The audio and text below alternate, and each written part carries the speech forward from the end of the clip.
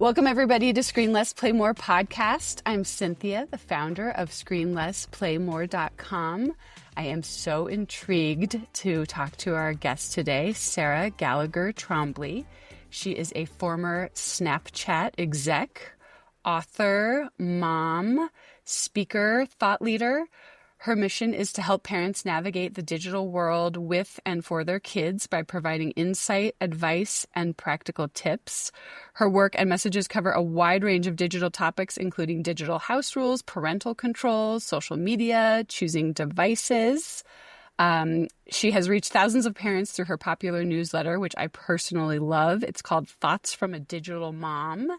And she has also just launched a brand new on-demand course for parents called Tweens and Tech, How to Deal with Group Chat, Social Media, and Devices. And we're going to dive into that. I have a bunch of questions about that. I looked at the class and it was so helpful. So I'm going to ask her a little bit about that. And she is also the strategic advisor on the board of Wait Until 8th, which I would also love to talk about. So welcome, Sarah. Thank you so much, Cynthia. I'm so happy to be here. Yeah. Oh, I'm excited. We're going to talk about Snapchat and Roblox and school computers because I think they've got a lot of blind spots that parents don't realize. And also, navigating texting drama and social media drama. So what was your role at Snapchat? Yeah, so I ran their media partnerships division, essentially, and maybe not everybody knows this about Snapchat, but there is content on Snapchat in their Discover tab. And essentially, that is the area that will look the most like feeds for TikTok or Instagram. So the team that I managed was responsible for the content that was in that feed. Okay. I was going to say the last time I was on Snapchat was probably 5 years ago, and we would just put on silly filters and take pictures of ourselves. And like my kids were like 2 years old and they loved like looking at Snapchat filters. I think it's probably really changed. What is it mostly used for now? And like, how do teens tend to use it most? Yeah, I think this is probably consistent. It is mostly used for the messaging function. Snapchat is technically a camera company. That's how they filed their paperwork. They don't consider themselves a social media app, which is, I think, an important sort of philosophical distinction and informs a lot of the safety choices that they make. People come and teenagers in particular come because messages are fun to send, but messages also disappear. Mm-hmm. I think the third reason teens like it is most adults don't really use it or know how to use it. So there's this sort of feeling of freedom there, for good or ill. So what are your thoughts on their parental controls, if they have any, and how do they work, and then also how are kids getting around them? Yes, I have a lot to say on this topic. So a lot of the work that I do is to analyze the parental controls for devices and apps and all sorts of things like that. I've looked really closely at Snapchat's parental controls. I've looked at them in comparison to the other social media apps. So they do technically have parental controls. They're a little bit buried in the user account, but they do exist. The way they work is, number one, they are voluntary. And you have to invite your child to participate in parental controls with you. So an adult I have to have my own Snapchat and invite my kid. Yes. So that I can enable those. Correct. So that's just step one, where a lot of parents are just thinking, why would I want Snapchat? And yes, I think that's true. And that is standard for social media apps. All of them expect you to have your own account as well and connect to your child. But that's sort of the beginning of it. The things you can do with Snapchat parental controls are as follows. You can toggle on the blocker for sensitive content. So in that content area of Snapchat, you can say, I don't want my child to see sensitive content. So that's a good thing. Snapchat's not primarily used for content consumption, but that toggle does exist. You can also see who your child is connected to on Snapchat. So you can see the names of the accounts. You can't do anything about them. You can't manage them, block them. Okay. or see the content of any of the messages that might be going back and forth with other connections, but you can see who the list is. Okay. So that is something, but I would argue it's not nearly enough when it comes to the dangers that the messaging feature expose children to. In the map, there's a map on Snapchat where you can see the location of other Snapchatters. Grown-ups, parents who are connected to their child can see the location of their child, so they can almost use it as a de facto tracker. Okay. There's a lot of other problems with that map that are not covered under the parental controls, but you can technically see where your child is. Can strangers see where my child is? Or like who gets to see that information when they're on Snapchat? So anyone that the child is connected to, if they have their location setting turned on and they're not in what's called ghost mode, anybody that they are connected to on Snapchat can see their location. So there is a toggle. So a child in their own account or you in your own account can turn on what's called ghost mode, which means you're not sharing your location with the people you're connected to. Okay. But there's no way for a parent to compel a child to stay in ghost mode. You can say, I don't want you to share your location. There's some danger with that. Please do not. But they can just turn it off the second you walk away. So they do have to be connected to someone. So they have to have already said yes to being connected to some random stranger for that person to be able to see them. Yes. So they just really need to be careful who they're accepting friend requests from. And then, I mean, I suppose, so the real world safety issue would be if you've just been willy-nilly saying yes to whoever wants to be your friend and you don't really know who they are, they can see where you are in the real world. But on just like a less serious basis, just in terms of anxiety, you could also see that all your friends are going out to ice cream without you. And yes. So there's a couple of issues. Yes, there's that sort of everyone's hanging out without me that you would see in real time. That happened, I'm sure, to all of us when we were kids, but you kind of wouldn't find out about it maybe until Monday morning, so the moment had passed. Whereas you can see in real time that people are congregating and you're not there, which is a tough one. I think that the issue that's more concerning to me and riskier has to do with who your child is friends with. And there are a lot of predators on social media. There's a lot of predators on Snapchat. Predators don't necessarily raise their hand and say, hey, I'm a drug dealer. Hey, I'm a sextortionist. Hey, I'm a creep. What they do is they infiltrate friend groups. So they try to appear like maybe they go to your high school, or maybe they're in the next town over or whatever it is. And so all it takes is one kid in a friend group to maybe think they know this person and connect to them. And then the next kid in the group will be like, oh, well, if so-and-so is connected to them, they must be. And then slowly they become integrated into groups without you fully realizing. So one thing parents can do, and this is a bit labor intensive, but I think required, is certainly you should be having regular conversations with your child about their social activity, and particularly on Snapchat. If they can't tell you who that person is in real life, if you were to go down their contact list, then they should not be connected to them on Snapchat. Snapchat is not supposed to be about the huge followerships because you're not making content public the way you might on Instagram or TikTok. It really is supposed to be about close friends. It's not necessarily how kids use it because, of course, always want more connections. But it really has to be used as if you cannot tell me who this person is, if you don't actually know, you should not be connected to them.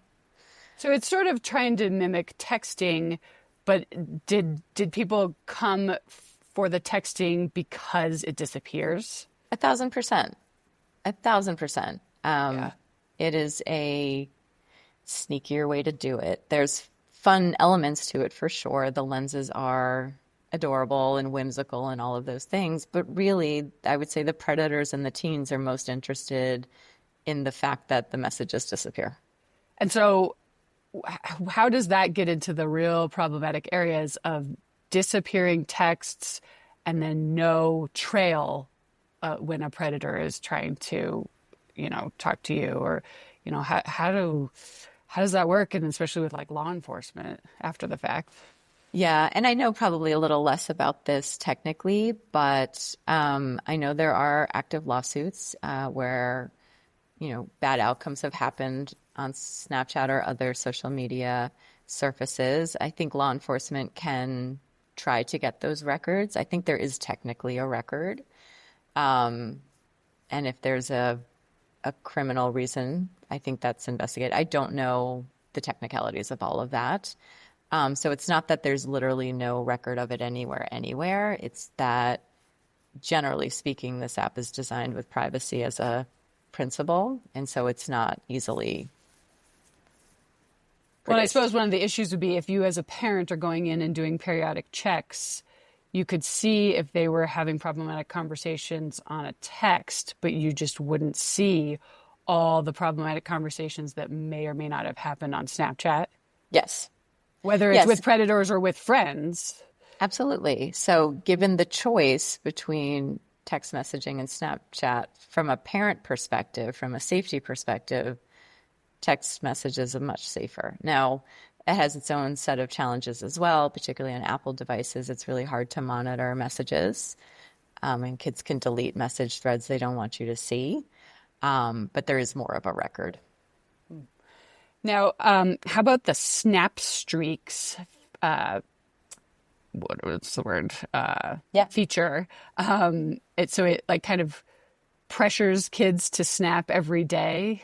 Yeah. What is that feature? Yeah, so I would say that is designed, that's a retention tool. So that is a feature built in to get users to return every day. And it's very, very effective. It's gamifying messaging, essentially. Gamification exists in all sorts of places, including in a lot of the ed tech that our kids use, for better or worse. But it is definitely front and center in the Snap Streak. Kids will go to ridiculous lengths to keep snap streaks going. So there's the baseline. You've now sucked somebody into a behavior that they feel compelled to do every single day, which feels like addictive behavior. But what I've heard from many parents is that they have caught their kids giving their password to a friend. If they're going on a family vacation that's screen-free, or they're going away to camp for the summer and they won't have access to their device, those streaks have become so important that kids will give that personal information to a friend and ask them to keep the streak going. But it's a really bad idea, giving another kid your password and access to your social media account. A lot of kids have gotten into a lot of hot water that way because somebody else is using their account, pretending to be them. Wow. And then all sorts of outcomes happen from that. Kids are kids, and sometimes they make bad decisions, and sometimes they make bad decisions on their friends' accounts. It's really unsafe. Yikes. And then what about the My Eyes Only camera roll? Yes. My Eyes Only is a area of Snapchat that every parent needs to know about. It is a hidden camera roll, so it's a little bit tricky to find. If you're in the camera roll on Snapchat, you actually have to move the entire menu over to find it. It's sort of off the first page. It is a password protected area, so it would have a separate password to what your account login is, and you can store photos there that you don't want anyone to see. So any child who's hanging on to images that they don't want a parent to see is likely storing them in the My Eyes Only camera roll on Snapchat. I think for any parent who has a child on Snapchat, it's a good idea to have a conversation about that camera roll. Number one, just saying that you know what it is often shocks your child into realizing you know more about Snapchat than they thought you did. And if they have set up that camera roll, there's a good chance there's something in there that shouldn't be hung on to. And so it's at minimum worth a conversation. And in some cases, you may want to compel them to show you what's in there. Can you see that it has been activated even if you can't get into it? Yeah. So on mine, when I go to My Eyes Only, I've never set it up because I don't store inappropriate pictures. So you can tell that I've never set it up. Okay. If you go to that page and it's been set up, it'll be asking you for a password, so you know it's been set up. Is there any way to disable that function? No. Okay. Nope. Yeah, definitely good to know. Yeah. And then also, I guess they have a new feature called My AI. Yes. How does that work? So my AI is an AI chatbot that is part of it. It serves almost like a contact in your contact list that you're connected to, and you can chat with it. It is a feature that you can control in the parental controls. So there is a toggle in those parental controls where you can turn it off, which I do highly recommend parents do. AI is just in such early days across the board that I don't recommend parents opening up too many channels that utilize AI chatbots until we feel like there's more understanding of both the potential and the potential danger. And so thankfully, that is a parental control that Snapchat instituted fairly quickly after introducing the AI chatbot in the first place. So that's And another a control. chatbot really means like I could just text back and forth with it, and Mm-hmm. it's as if I'm having a conversation with a friend, but I'm really just talking to a computer. Yeah.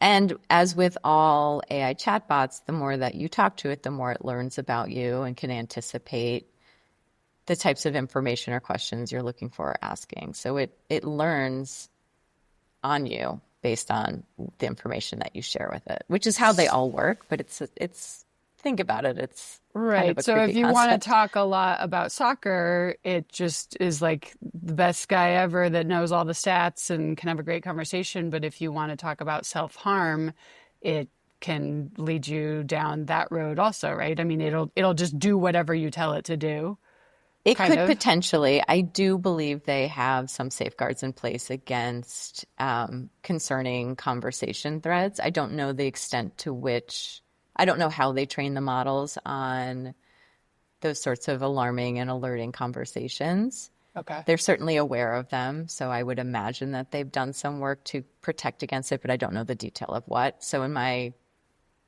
both as a parent and as a technologist, I would say just better to avoid it Okay. Yeah. because we don't know, you just don't know the lengths. You don't know if it's a complete solve. I don't know if a complete solve is even possible in the Right. AI chatbot world when it comes to the types of questions and protections because it's so new. Right. So I think it's just not a necessary feature and I would just avoid it for safety. So how does Snapchat make money? Is it ads? Is it mining user information or? Advertising. Okay. Advertising, and the majority of the advertising is on those content tabs, so Discover and Spotlight, where the professional content is. They Okay. do sponsored lenses. Sometimes you'll see if you go through that tray of filters, there might be one from McDonald's or a cosmetics Okay. company or something like that. Those are paid to be there. And they do have a premium subscription as well. So you can pay for an upgraded version of Snapchat that gives you a couple of extra features. I think I'm forgetting now the details of it. I think if you mess up a streak, you might get a free You get a pass on it, mulligan. maybe. I could be wrong on that. And there's some other, I think you get extra outfits for your avatar, and there's some other, I think more Okay. probably interesting features in that as well. And that is another area of monetization. And then, from time to time they put out some hardware. So there were those Snap glasses way back in the day. I don't think they have anything currently in the hardware market. But AR and VR are very, very important to Snapchat. They are always doing R&D in that space. So I wouldn't be surprised if they continue to develop more features or products that have to do with AR and VR. Interesting. I would love to transition to Roblox. Sure. I know almost nothing about them because I have read so many places that they are so problematic for kids. So I just do not let my children go on Roblox. End of story. However, they do have a couple of friends that love Roblox. Mm-hmm. And whenever we go over to that friend's house, she's playing it. And I'm always like, guys, no, no, no, no, no. So I'm wondering, what is the bad part about Roblox? Why is it bad? What can we do about it? I'm going to paraphrase Nikki Reisberg from Scrolling to Death, the podcast. She has characterized Roblox as a pedophile hellscape. Oh boy. and I would tend to agree with her, and I'll explain why. Okay. So the two main, and I want to start by saying I'm not anti-video games. I have two sons. We have video games in our house. Video games are definitely part of the culture in our family. I don't particularly play them, but I'm not opposed to them as long as there's safety. So the issue with Roblox, there's two main issues. One is the content of the games, and the other is the messaging function of the games. Roblox is not actually a single game. Roblox is a marketplace of games.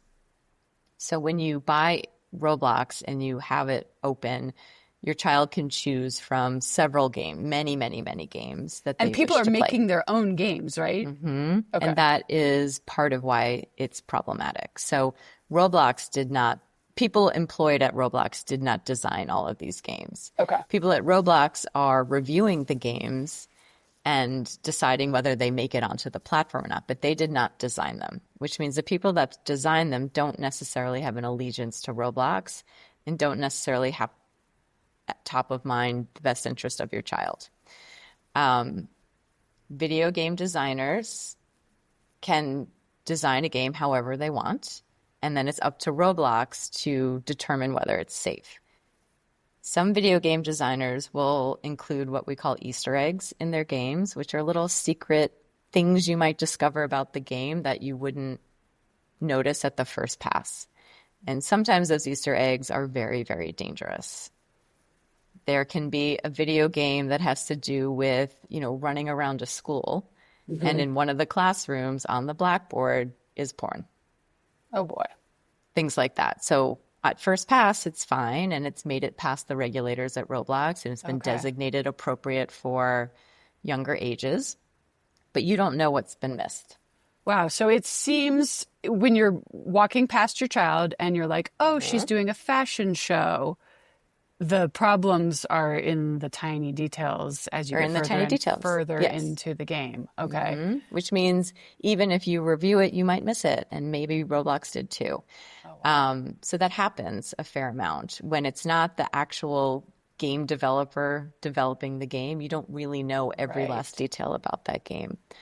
And so as a result, something can be designated suitable for a general audience, but really it should not be in front of younger kids. Yeah. And I don't know if I heard this from your newsletter or somewhere else, but there was some sort of a Roblox game that was basically first-person shooter as if you were a school shooter. And I don't know how that passed the gates. I think there's a lot of different variations on that of truly horrifying games. I believe there's a game where you are attacking pregnant women. Oh my gosh. Really, look, I have not played those games. I have not gone onto the Roblox menu recently to verify those games are still there. Right. That was reported on, several months ago when a lot of this hit the press. It's possible all of that's been taken down. But for me, the safety concern remains that no moderation system is 100% perfect. Mm-hmm. And I think that game designers are motivated to make games that will pass, certainly pass the restrictions and the gateway so that it can be at a general audience, but also have a little fun while they're doing it. And sometimes that fun is at the, detriment to our children. I'd rather not. Also, as a parent, I don't have time to review every game in a single. It's one thing when my children want Minecraft or Among Us, and I can review that game and say, okay, yes, with these restrictions. Saying yes to a marketplace means you have to somehow figure out when they're choosing a new game, which won't be obvious because they're already in the market. It becomes a lot of management. Oh, it's just whack-a-mole. Yeah. And I don't personally have the bandwidth for that. And there's been enough concern in the press and the fact that it's UGC games that I just don't feel comfortable with it for my kids. And then the other piece of it, which I do believe they are regulating more, but parents need to know to do this, is around the chat. So you do not, especially with younger kids, want them to be messaging in games. Okay. Certainly not with strangers. And even to a lesser extent, you may not even want them messaging with other kids. It's sort of a complicated new communication form, separate from the game. And sure, they might just be chatting about the game, or they might not be, or they might be chatting with someone they think is a kid who's not a kid. Right. So gaming and chat don't have to intermingle. And I think when kids are young, it's best to leave them separate from each other because it's two different activities that need different sorts of oversight. Does it seem to be the favorite marketplace of pedophiles is Roblox? It seems to be up there.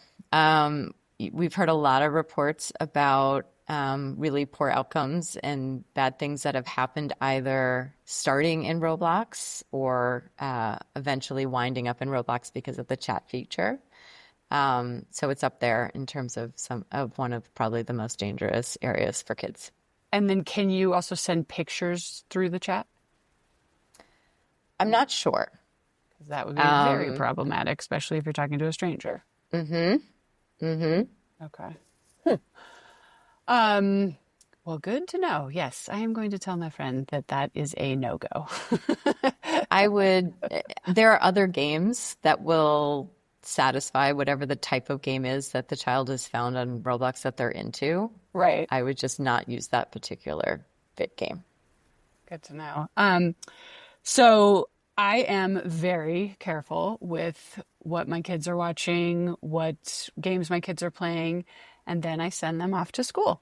And there is a ton of screen time at my children's school, and there are gamified lessons, Prodigy, all sorts of other stuff. So what is it that parents do not realize about ed tech and how, I mean, there's a lot of different issues. There's just issues on, learning, but aside from whether they're learning or not on screens, what are some of the pitfalls and what should parents know about what might be going on at school with technology? Yeah, I'd say there's two areas parents need to be super aware about. One is the ed tech, the games that are built into a lot of the learning apps that kids now use through their school portals. It is essentially gamifying, so you will get kids to learn that way, but you are also setting them up for dopamine reward cycles because they're getting more and more instances where, all of those features that sort of pull you in to do things like a snap streak are now being used for education. And I think we're starting to scratch the surface on the downside of that now and starting to hear more and more about it. And it's certainly something I think that schools and administrators are starting to take a second look at. And perhaps this is not the best way to set our kids up for long-term success if there's too much of that. I would say the other side of it has to do with school-issued devices that parents often aren't aware of how they're set up. Parents aren't often aware of how much access some of those devices may give. What's tricky about this topic, and really with the ed tech apps side of it as well, is every school is different. Every school district has chosen different technologies and set up and implemented safety differently. But all parents could benefit from leaning in and asking the questions to understand the how for their school. There are some schools where if you have school-issued Chromebooks, they are set up with, a protective software that works when they're on school property and may not work when you're away from the school. That is so huge because I think we all assume, oh, it's a school Chromebook. It should be fine. And they bring it home. And is it because it's only working on the school Wi-Fi or? It's possible. So that's not every school, but for some schools, it is actually geo-fenced to the location of the school. In other cases, and this is a big one, I think most of us or many of us will run into is, some teachers will teach and there'll be a YouTube video for a child to consume as part of a lesson. And there's a lot of very educative content on YouTube. I'm not saying that that's not true, but we all know there's also a lot of other junk on YouTube that we maybe don't want our children to see.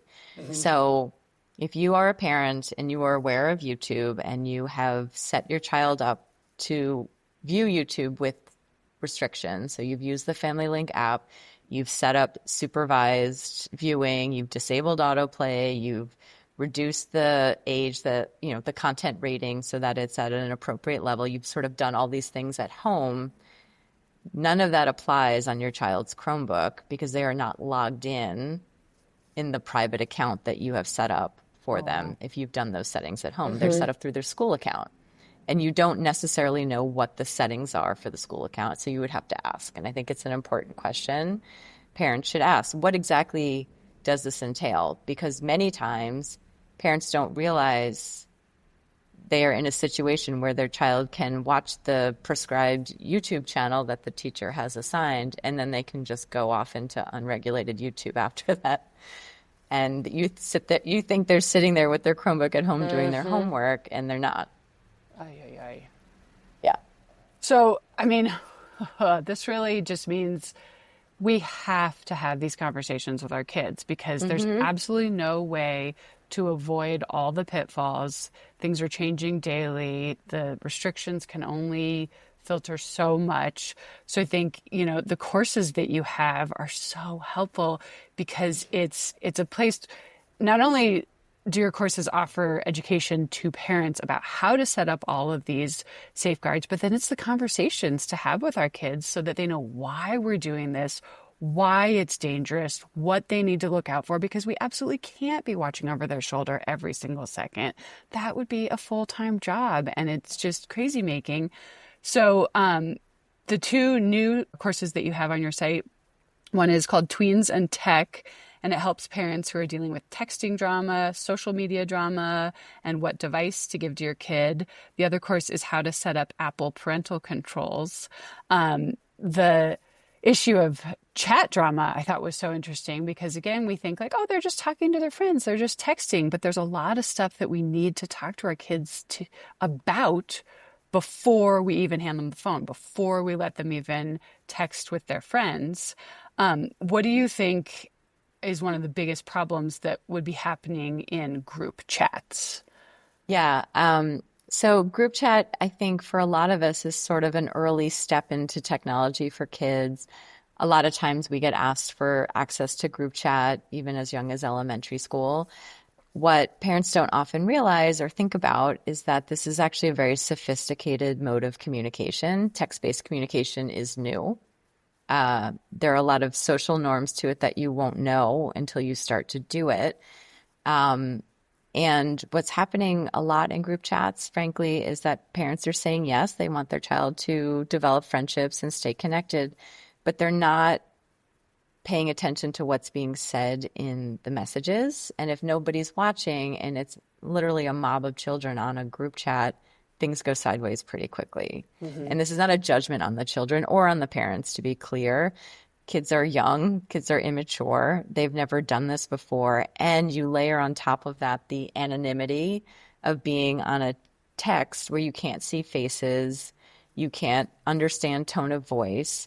At minimum, things get misunderstood pretty quickly, but oftentimes it leads into teasing, which leads into bullying, which leads into kids acting out or trying to test boundaries or trying to show off. And certainly these things happen in the real world. These will all happen on the playground. But with the veil of anonymity and parents not really within earshot, it goes off the rails really quickly. I, as a speaker, have been inundated with phone calls in the last 3 months with third grade parents, fourth grade parents asking for help because their child is on a group chat and it's not, to say it mildly, it's not going well. Really, difficult situations are arising, and in some cases, really serious issues are arising. Do you think we should be adding ourselves to these chats so that we are a part of it? Should we just be doing spot check? Ooh, what are some good best practices? I think there's a couple of different things. One is it's adopting a coaching mindset. So if you're introducing this new activity, the same way you would teach your child how to ride a bike, you would teach your kids proper texting etiquette. You should always be kind online. You should text as if I can see it, and I may, in fact, be watching. You need to say something to an adult if there's an unsafe situation. I also think that limiting it as an activity is really important. So yes, you are allowed to be in contact with your friends. Of course, we want you to remain connected, but this is not something that should be extending into the late hours of the night or going on for hours every afternoon. You can check in on this group chat for a limited amount of time, and that's it. And I think depending on the child and depending on the age, you might say something like, yes, you can do this, but I have to be sitting next to you when you do so that we can talk about the messages and I can help fill in the blanks or give you some context. For instance, Billy's not responding. It doesn't mean he doesn't want to be your friend. He may not have access to his device right now. Or I see you're trying to make a joke here that doesn't sound the way you think it does when people read it. I think that happens a lot with kids. It sounds mean, and you don't mean to be mean, but it's just really coming across as rude. Also, if mom's sitting next to you, you are probably less likely to, tease another child, etc. And do you need to do this with a 16-year-old? Of course not. But if you have a really young child, you kind of do. They don't know what they're doing and they feel like no one's watching. It's the same on the playground where you might take things too far. The problem though with group chat is there's a record of it, that's out there in a permanent way, which really you don't want for your child. So I think it's really important to decide the mode. So maybe you're sitting next to them, or maybe you are taking the device every night and scanning the messages and just making sure there's nothing funny going on in there. Or maybe you're using a sort of third-party app to monitor remotely. And that's another option that you can do so that you're not constantly trying to pull the device away and look at it, or if you're not able to sit with them to do it. But I do think coaching and also being very prescriptive about how long you can spend doing this activity in a day and when is important. And then perhaps like practicing, they text you for a little while. Yes. And you can be like, you shouldn't send me 30 messages in a row. Exactly. Your friends are going to get real annoyed if you do that. Exactly. Because they don't know that. And I tell this story a lot in my speaking events, but I did that with my son when he was first learning how to text. We did practice at home. He had our family iPad and I was on my phone. And it was fascinating the very first time we did it. He didn't, first of all, he found all the emojis. So that was good. How old was he then?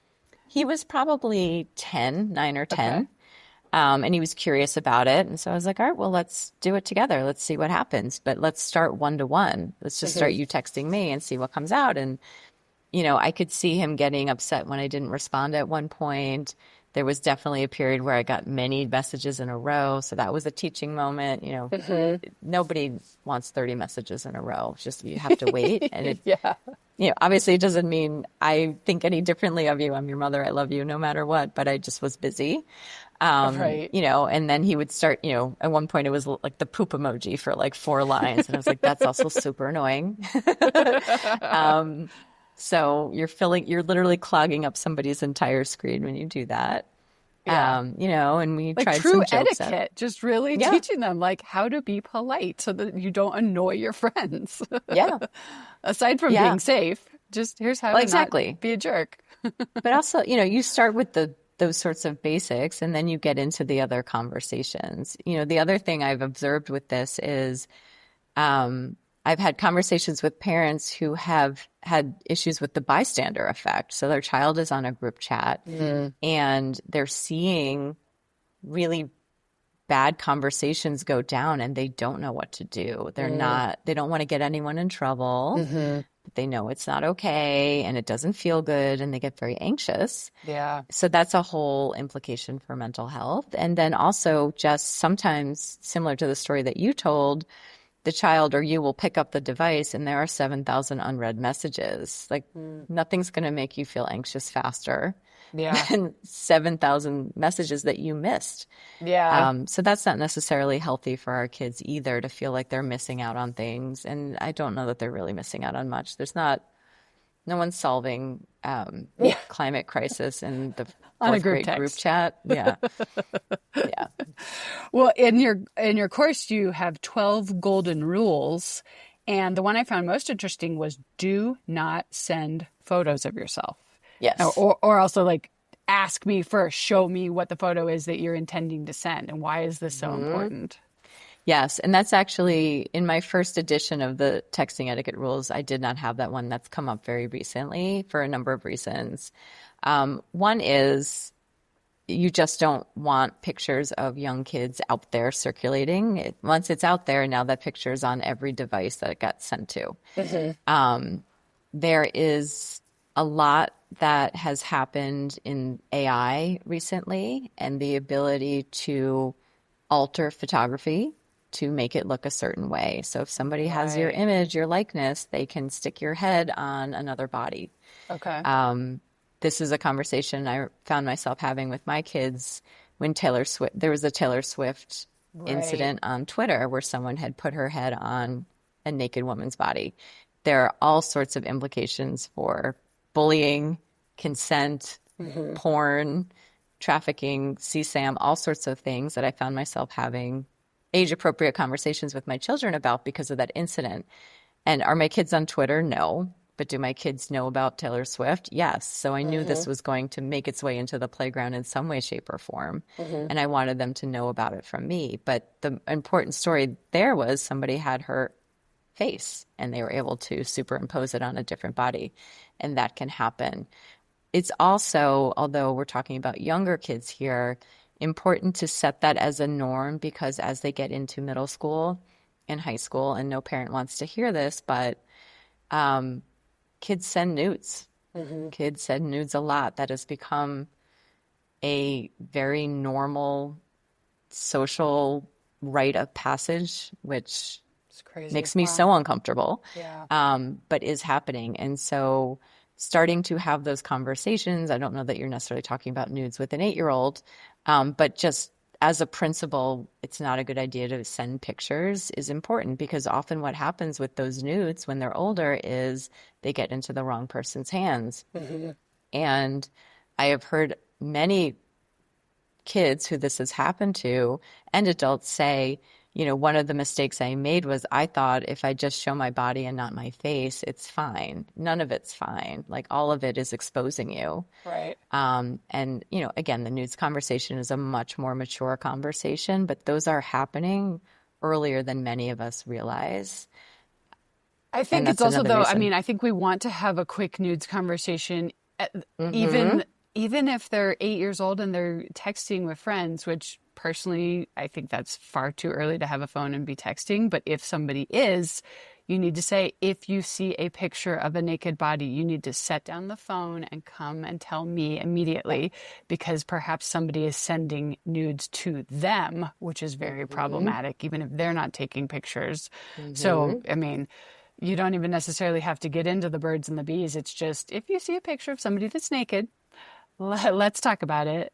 But I think this also gets into the whole sextortion piece. And on your course, you had a link to a podcast that I listened to, and it was Scrolling to Death. And it was about a boy who had, you know, shared some sort of inappropriate content with someone he thought was a girl his age. He thought it was a girl flirting with him and interested in him, and it was absolutely not. It was some sort of creep in another country that then said, I've got this picture of you. I need X amount of money, or I'm going to, you know, ruin your father's career. I'm going to, you know, all sorts of stuff. And so he committed suicide. And it's so tragic and so heartbreaking. And so I think this conversation is incredibly important because these kids get in these terrible situations, or, you know, even if they're not being extorted, perhaps that picture gets sent around the entire school. And then they possibly commit suicide because of the embarrassment or something. So, I think that's so tragic and so important to talk about. It's really scary. Predators trade in shame. And honestly, other kids do too sometimes. And it's something that I think we do need to talk to kids about in age-appropriate ways from a very young age, because it will come up probably earlier than you think it would. I think the most important, this sort of goes back to those texting etiquette rules, the most important lesson in all of this for the adults to say to children and say it often is that you can always come to me. If something is going wrong, even if you did something wrong, your safety is more important to me than a mistake. You are not in trouble. I want to help you. That is what I'm here to do. I'm here to keep you safe and prepare you for the world. And so mistakes happen, and we will deal with that separately. But most importantly, if you get in over your head, and everyone at some point will get in over their head when the internet is involved, please come to me and I will help you. And I think that is so vital, because also we talk out of both sides of our mouths, because we say, be careful. Everything is forever on the internet. If you put X, Y, and Z out there, you won't get a job someday, and you won't this and you won't that. And they're so scared. I think we have to tell them the other part of, yes, that's true. Please be careful. Don't say something or put a picture out there that you wouldn't want on the cover of the New York Times. However, if you make a mistake, and you do, come to me, because like you're saying, like, yes, it's forever, but it's not forever. I mean, it's maybe it's forever, but it doesn't have to be life ending. We can always get around it, and let them know, like, there's always an out. This does not have to be the literal end of the world or the end of your life. Please come to me. Like, it's so we scary. will figure this out. Exactly. It is more important that that you let me help than try to take it on yourself. You're a child. You're not equipped for the adult situation you have found yourself in. So let me be the adult in the room, and let me help you through this. Then part of your course is about social media. And, a real big part of social media is its addictive nature. I mean, you say it's controlled by a intermittent variable rewards system. So what is that, and how can we explain that to our kids? Yes. So the intermittent variable reward system is the same concept behind a slot machine. Okay. So the idea that you pull the lever and you might get something good and you might not, and it's not predictable, but every time you do, you get a little lift, and that's exciting, and then you kind of want it again, and you don't know when you'll get it. But because it's randomized, that is actually what makes it addictive, and that is exactly how the scrolling feeds on social media are designed. If you think about, even as an adult, our behaviors, you scroll. Sometimes you see something, sometimes you don't, but you keep going, hoping to find the next thing that will, I want to watch that, sort of. And then the next thing you know, so much time has passed and you don't quite realize it. So I will fully admit that I'm an adult that at times struggles with social media scrolling addiction.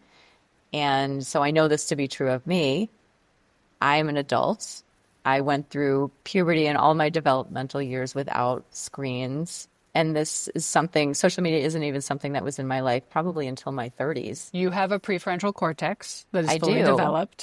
Fully developed, and also struggle with this. So it's so much worse for kids whose brains are not fully formed.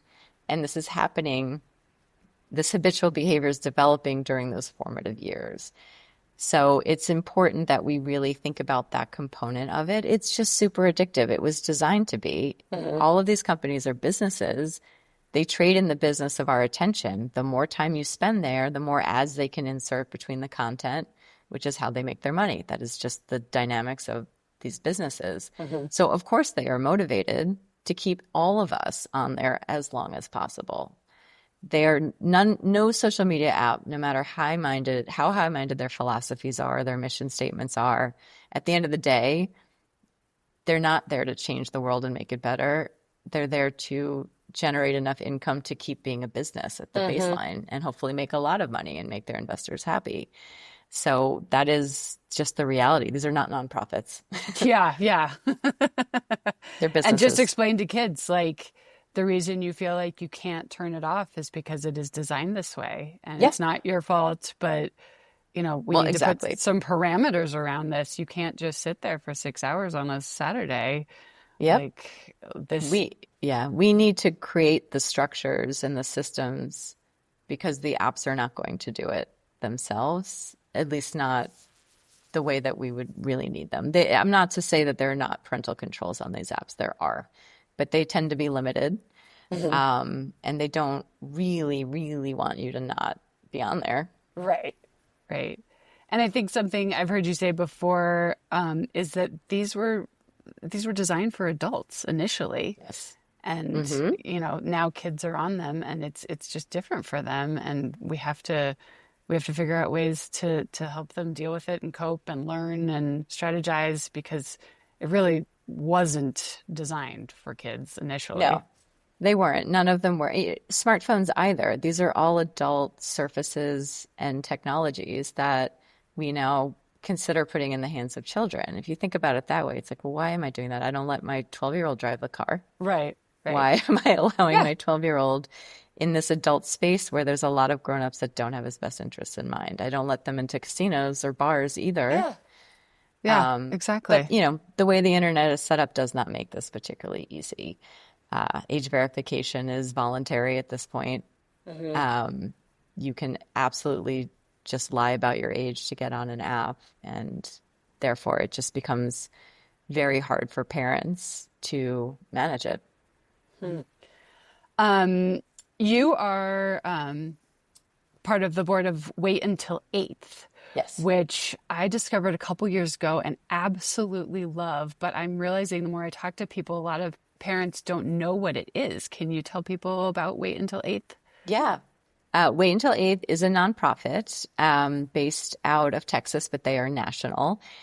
Wait Until 8th is predicated on a pledge that parents can sign in which they commit to not giving smartphones until a child is in 8th grade and not giving social media until they're 16. The way it works is if you're interested in setting up a chapter, you sign the pledge on their website. It's waituntil8th.org. And if enough other parents in your child's grade and school sign it, then you become an active chapter. So you need 10 signatures to become active. And you can have multiple active chapters in a town. If the fourth grade parents and the 5th grade and the 6th grade, that's great. You're active in the town, but you're active in a few different grades. And the point of the pledge is to give ourselves a mechanism for accountability, and also to find the other people in your community who are thinking the way that you are. Because I think for parents, this can feel like a very lonely pursuit. You may feel you really don't want to give these things, and then also feel like you are the only one who's not giving these things. And that's very isolating and very hard to manage. Kids feel social pressure very intensely around technology. Any child who comes to you asking for an iPhone or Snapchat or whatever will absolutely tell you they're the only one who doesn't have it. And that may not technically be true, but it will feel that way to your child. And that's really hard to manage as a parent. It's a lot.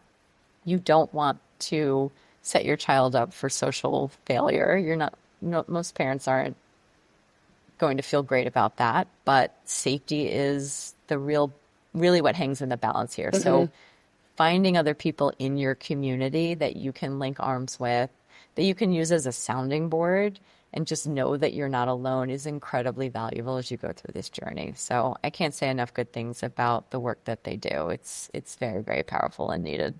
And so when you sign up, I'm trying to remember how this works, because I think if you sign up and say, I'm not going to give my kid a phone until they're in 8th grade, then once there's 10 people, is it true they'll let you know who those other 10 people are so that you can have them as a support system? Exactly. Okay. So those 10 folks, or however many people that have gotten you 10 or plus, will get contacted together.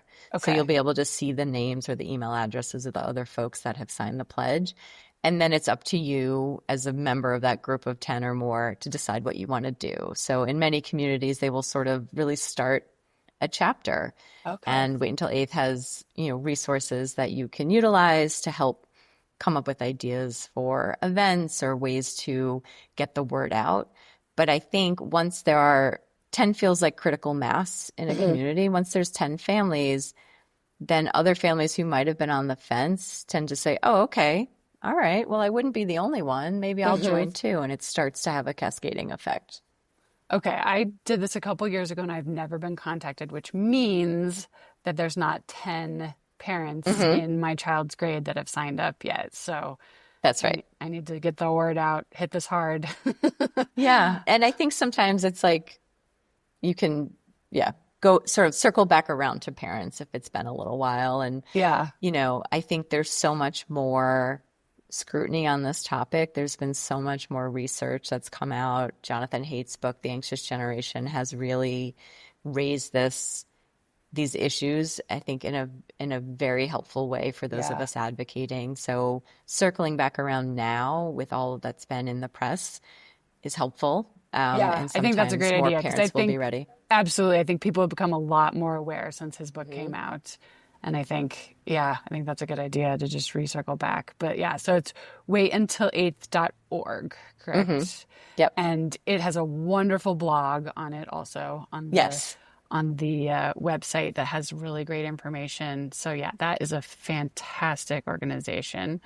And so I think, part of the puzzle here is that, if we want to screen less and play more and you want to take some of this tech out of your lives or out of your kids' lives, you need to replace it with something.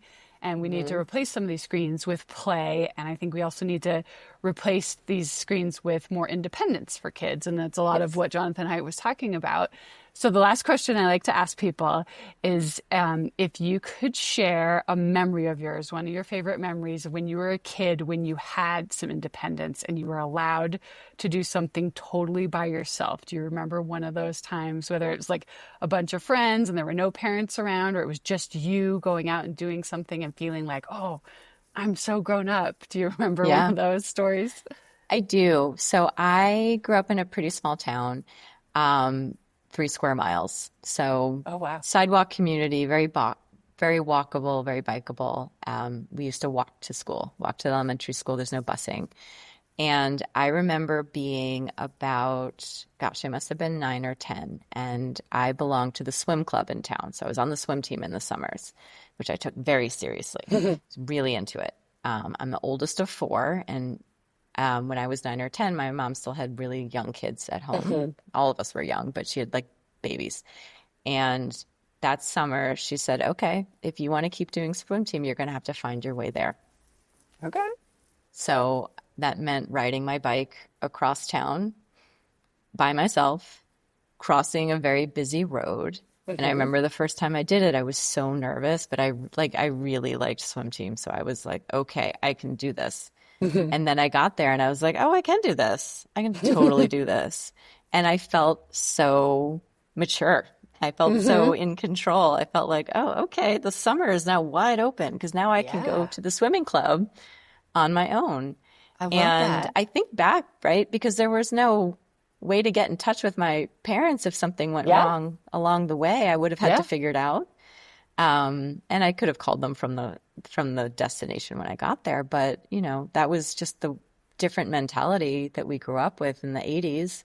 Yeah. And it absolutely helped me feel more independent. It was kind of great. It was such a freedom. I could get around. Now I could get around town without my parents. It's great. Yeah. And confidence. And you knew you could do it. And I love that. And I love hearing what everybody says, because I think what we're all starting to realize, or I'm starting to realize, is a lot of us did stuff at a certain age that we would not let our kids do these days. And it's a really good reminder of like, you know what? My kid is 9. They're capable of this. I need to give them an opportunity to do this. Or I need to like start headed that way, like give them the training to be able to go to the store by themselves, go to swim team by themselves, walk home from school by themselves. That stuff that we did all the time at possibly younger ages than what our kids are right now. Absolutely. And it takes a bit of rewiring. I'm very struck by it. So I live in the town that I grew up in. What state are you in? I'm in New York. Okay. And coming back to the place where I did childhood and now having children here has been really, really fascinating because I remember walking my brother, who's 2 years younger than me, to school. The two of us went to elementary school together. And at that point, I think I was in second grade and he was in kindergarten. Wow. And then I looked at my two boys who are 2 grades apart and thought, there's no way I would ever send those two turkeys to school without an adult. There's no way. And I was like, but wait a minute, I did that. Yeah. And, I didn't do it at second and kindergarten for a lot of reasons, including the pandemic. Right. But as I got a little bit older, that became a goal. I need to get myself in a place where I can allow this. I need to get them ready because it's like, unpack, why don't I feel good about this? Right. Okay, well, I'm not sure they're going to take crossing the street seriously. Okay, well, you can address that. Yeah, we can work on have this. Conversations about that. I'm worried they're going to get lost. Okay, well, this is like, a quarter of a mile. We can figure this out. They won't get lost, and get yourself sort of ready for it. And then they feel great about it. And so do you. They really do. I think kids enjoy being given responsibility. Yes, I think so too. But we have to kind of we have to be up for it too. And it takes I a bit think of rewiring. a lot of the problem is with us. Absolutely. 1,000%. Right. And I think our parents didn't even think twice about it. And I think we have to think about it and just ask ourselves, why are we not doing this? And just prepare them. You can't wake up tomorrow if you've never prepared them and say, walk home from school. But you can certainly walk home from school with them 4 times and say, how do you feel about this? And they're probably going to say yes and be chomping at the bit and want to do it. So, well, thank you for sharing that. That's a fun one. And thank you so much for all this info. And everybody should know. I mean, so how does everybody find out more and get in contact with you? Yeah, so you can find access to my newsletter, my courses, speaking events, all that good stuff on my website, which is digitalmom.me. Okay. That's the best place to start. I'm also on social media. You can find me on Instagram at digitalmomming. And I'm happy to interact with anyone. There is so much great stuff on your website. Everyone really, I didn't even get to talk about the course you have on Apple parental controls and, someone like me who I'm keeping my kids away from this and therefore I don't know anything about the details of parental controls because for the moment it's just like, nope, you don't have that. So it's like you have so many great newsletter articles and courses and everything about the real details of how do you set this up? What button do you push? How long is it going to stay for? Just so people, if they're looking for anything like that, you are a wonderful resource. So thank you for sharing this with us today.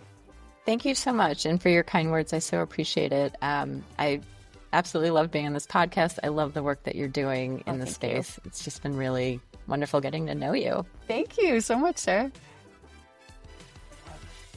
Thank you for listening to Screen Less, Play More, the podcast. A special thanks to Neil Penninger, who composed our theme music. Please join us at screenlessplaymore.com for ideas on how to get your kids outside, away from screens, and enjoying independent play. We also have book reviews, screen-free toy and gift ideas, and so much more.